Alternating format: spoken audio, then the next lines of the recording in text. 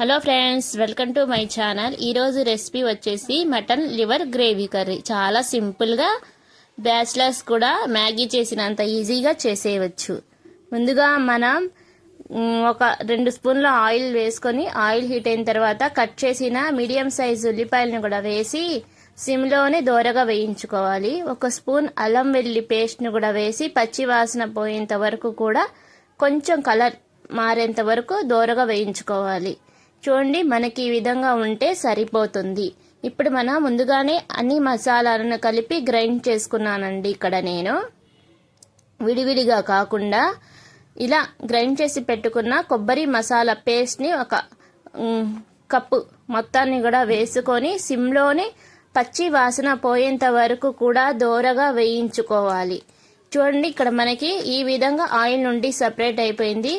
ఇప్పుడు మనం ముందుగానే క్లీన్ చేసి పెట్టుకున్న మటన్ లివర్ని కూడా వేసుకుందాము.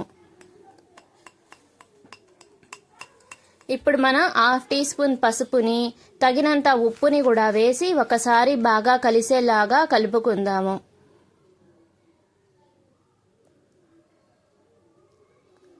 అడుగు నుండి ముక్కలన్నిటికీ కూడా బాగా కలిసేలాగా కలుపుకోవాలి.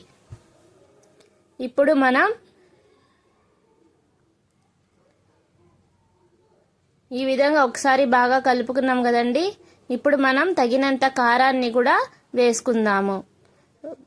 నాన్ వెజ్కి ఎప్పుడైనా సరే కొంచెం స్పైసీగా ఉంటేనే బాగుంటుంది. అది మనం తినే కారానికి తగ్గట్టుగా కారం వేసుకోవాలి. ఇక్కడ నేను 1.5 స్పూన్ వరకు కారం అయితే వేస్తున్నానండి. ఇప్పుడు అడుగు నుండి కూడా ముక్కలన్నిటికీ కూడా ఉప్పు కారాలు అనేవి బాగా పట్టేలాగా కలుపుకోవాలి. చూడండి, ఈ విధంగా కలుపుకున్నాను కదండి. ఇప్పుడు మూత పెట్టేసి సిమ్లోనే ఒక 2 నిమిషాలు వదిలేద్దాము. దీంతో మనకి కొంచెం నీసు వాసన అనేది పోయి మనకి మంచి ఫ్లేవర్ అనేది వస్తుంది. ఇప్పుడు అడుగు కూడా అంటుకోలేదు చూడండి, ఎక్కడ కూడా వాటర్ వేయకపోయినా. ఇప్పుడు మనం వాటర్ వేసుకుందాము. మరీ ఎక్కువ వాటర్ అయితే వేయనవసరం లేదండి. చూసుకొని మనం ముక్కలు మునిగేంత వరకు అయితే కనుక వాటర్ అనేది వేసుకోవాలి. ఒక 10 నిమిషాల పాటు మూత పెట్టేసి సిమ్లోనే ఉడికించుకుందాము. కూర మొత్తాన్ని కూడా ఒకసారి బాగా కలుపుకుందామండి. ఇప్పుడు బాగా కలుపుకున్న తర్వాత మూత పెట్టేసుకుందాము. సిమ్లోనే 5 నుండి 10 నిమిషాల పాటు మధ్య మధ్యలో చెక్ చేసుకుంటూ కూర మొత్తం కూడా ఈ విధంగా కలుపుకోవాలి. చూడండి, ఈ విధంగా కూర మొత్తం కూడా బాగా ఉడికిపోయిందండి. ఇప్పుడు ఇది చల్లబడే కొద్దీ దగ్గరకు వచ్చేస్తుంది మనకి మటన్ లివర్ కాబట్టి. చివరిగా కొంచెం కొత్తిమీర వేసి కూర మొత్తం కూడా ఒకసారి బాగా కలిసేలాగా కలుపుకుందాము.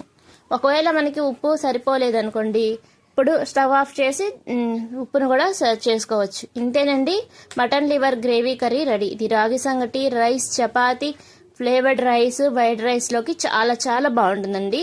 చాలా సింపుల్గా చేసుకోవచ్చు, మ్యాగీ చేసినంత ఈజీగా. సబ్స్క్రైబ్ చేయండి ఫ్రెండ్స్. Thanks for watching.